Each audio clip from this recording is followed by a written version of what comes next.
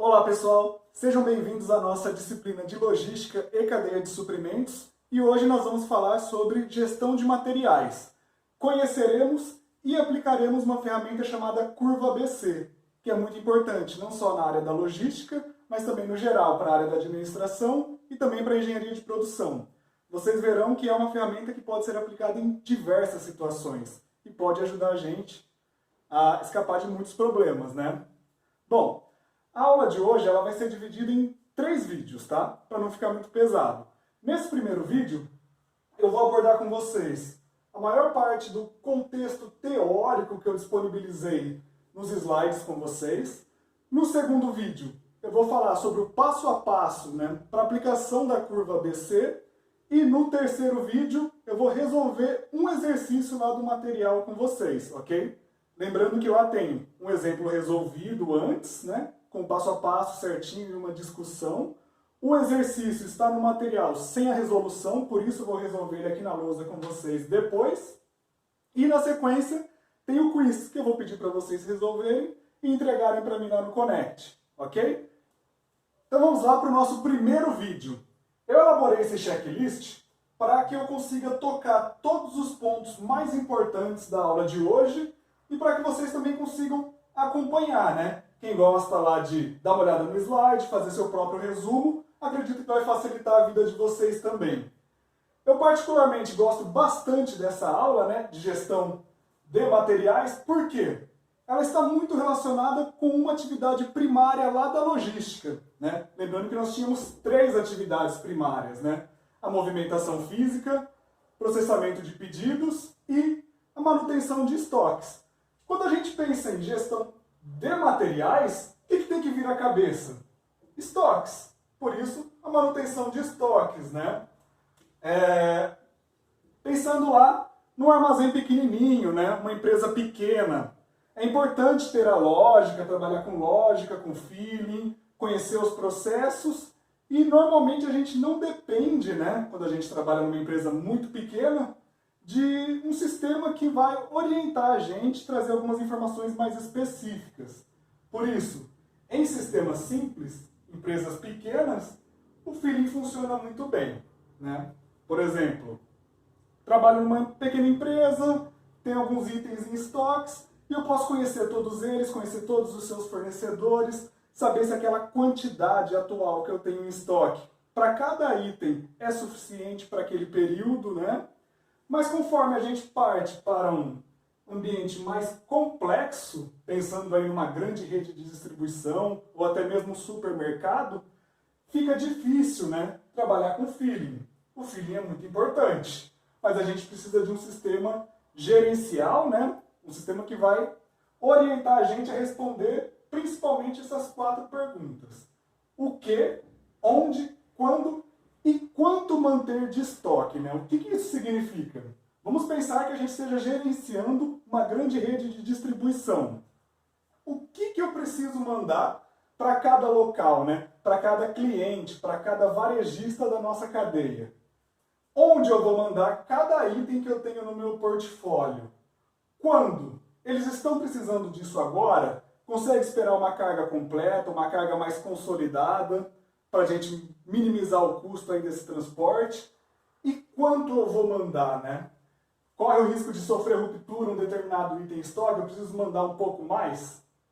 Então, se a gente está trabalhando num ambiente mais complexo, a gente precisa de um sistema para apoiar as nossas decisões aí, um sistema gerencial, né?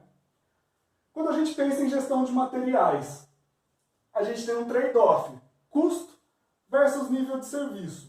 Por quê? É claro, né, o ideal seria manter um alto nível de estoque de todos os itens para que eu consiga ter um bom nível de serviço para os meus clientes. Mas se eu tiver na minha empresa muito estoque de todos os itens, o que vai acontecer com o meu custo? Vai aumentar também e a minha operação ela vai ser ineficiente nesse caso. Então a gente tem que tomar muito cuidado com esse conflito que nós temos aqui, né, entre custo e nível de serviço. Associando, né, a esse trade-off, deixo uma pergunta aí para vocês. Mais estoque necessariamente significa, né, ou se traduz em um nível maior de serviço? O que vocês acham? No primeiro momento, né, a gente pode pensar, realmente, se eu tiver mais estoque, eu vou melhorar meu nível de serviço para os meus clientes. Né? Eu vou ter a disponibilidade maior dos meus produtos. Só que nem sempre isso é uma verdade, né? Quantas vezes você já entrou numa loja gigante, que trabalha com muitos itens e muito estoque de todos os tipos de produto, só que essa loja não tinha exatamente aquilo que você queria comprar. Essa loja então tinha muitíssimo estoque, só que ela não conseguiu atender a sua necessidade. O nível de serviço dessa loja, ele é menor. Ou seja, não necessariamente ter mais estoque vai se traduzir em um nível de serviço maior para a minha empresa.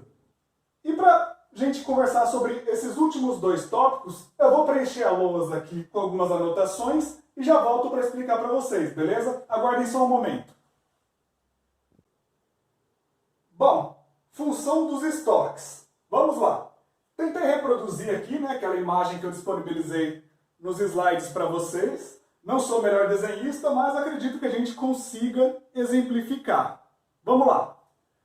A gente pode pensar a princípio em duas funções primordiais dos estoques. Sendo a primeira, tornar duas etapas, né, ou duas fases de produção, ou até mesmo duas empresas diferentes numa cadeia de suprimentos, torná-las mais independentes, ou seja, se a empresa fornecedora, a minha estação fornecedora, não conseguir suprir por um momento a empresa cliente, a estação cliente, tendo estoque, essa minha segunda estação aqui ela vai trabalhar de forma independente. Né? Uma empresa, nesse caso, não dependeria uma da outra. Nesse ponto, o estoque é positivo, porque aumenta a independência entre as empresas. Né? E lembrando também que o estoque é um dos nossos 3 tipos de reserva de segurança.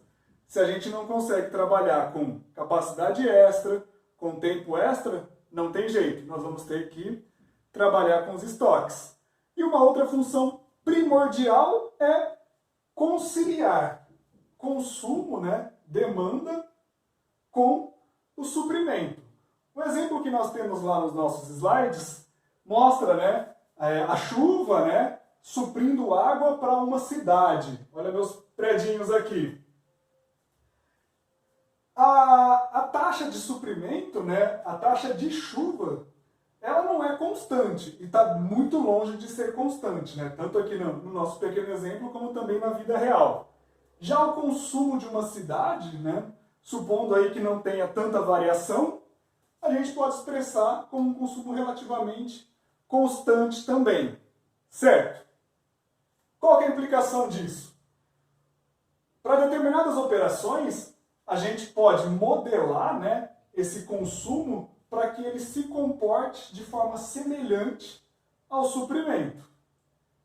Na prática aqui do nosso exemplo, o que isso significaria? Quando chove bastante, a população poderia beber bastante água, tomar 3, 4, 5 banhos por dia.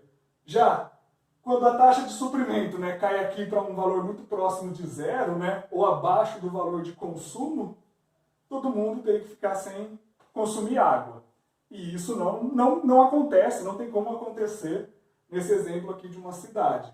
Por isso, o que aparece aqui entre, né, a taxa de chuva e a taxa de consumo? Tem que ter aqui uma represa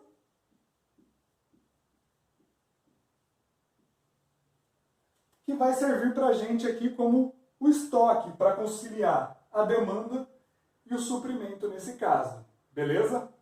Então, essas são as funções dos estoques. Para falar sobre as razões para o surgimento dos estoques, eu vou reproduzir aqui no canto também a imagem que nós temos lá nos slides e eu vou comentar com vocês também. Beleza? Aguardem só um momento. Beleza. Razões para surgimento dos estoques. Reproduzi aqui aquela imagem que eu compartilhei nos slides com vocês e vamos dar uma olhada aqui nesses 4 motivos, nessas 4 razões para o surgimento dos estoques. A primeira, impossível ou inviável, né, coordenar ou conciliar suprimento e demanda. Vamos lá. No nosso exemplo lá da chuva e da cidade, a chuva não tinha capacidade para atender, né, constantemente, né, num fluxo contínuo, a demanda da cidade. Por isso a cidade tinha que ter uma represa para manter a água em estoque e suprir, né, a sua demanda quando o nível de fornecimento de água fosse mais baixo. Ou normalmente isso acontece quando não há tecnologia suficiente para fazer um bom controle dos estoques. Então, tenho que me assegurar, vou manter um nível maior de estoque também. Certo?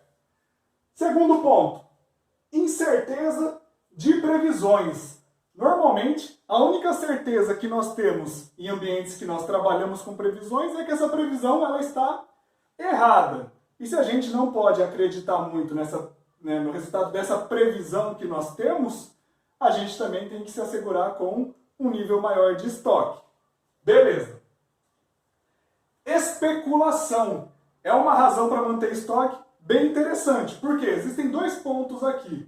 Uma, a especulação de escassez, ou seja, a falta de produto em toda a cadeia, a falta de produto no mercado. Infelizmente, no momento que nós estamos vivendo isso, né, algumas especulações estão acontecendo.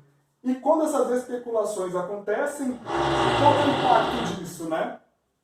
Aumenta o nível de estoque das empresas, né? Ou até mesmo pensando agora no momento que estamos vivendo, o nível de estoque em casa. O vizinho ele resolveu ligar a furadeira agora, mas vamos lá. O segundo ponto aqui da especulação é a oportunidade, ou seja, se a empresa, né, aliás, se o nosso fornecedor ele está fornecendo o produto com uma promoção, né, com um preço mais baixo, normalmente a gente aproveita essa oportunidade, por quê? Vamos elevar os nossos níveis de estoque desses produtos, porque a gente não precisa mais comprar num curto prazo. A gente ganha em valor agora, só que a gente vai ter que armazenar esses estoques de alguma forma. Então, as especulações elas podem acontecer dessas duas maneiras. E por último, necessidade de preencher o canal de distribuição, ou pipeline, como a gente fala, né? O que seria aqui a analogia do pipeline? Para a gente ter um fornecimento de água contínuo, né, saindo na torneira lá da nossa casa, toda a tubulação deve estar preenchida com água. Se a gente trabalha numa fábrica e o produto que a gente fabrica precisa passar por diversas empresas, né, antes de chegar no consumidor final, por exemplo, atacadista, centro de distribuição, varejista, todos esses pontos precisam estar abastecidos com o nosso produto, ou seja, todo o canal de distribuição ou todo o pipeline precisa estar preenchido com esses estoques. Por isso, mais um motivo de formação de estoques. Beleza, pessoal?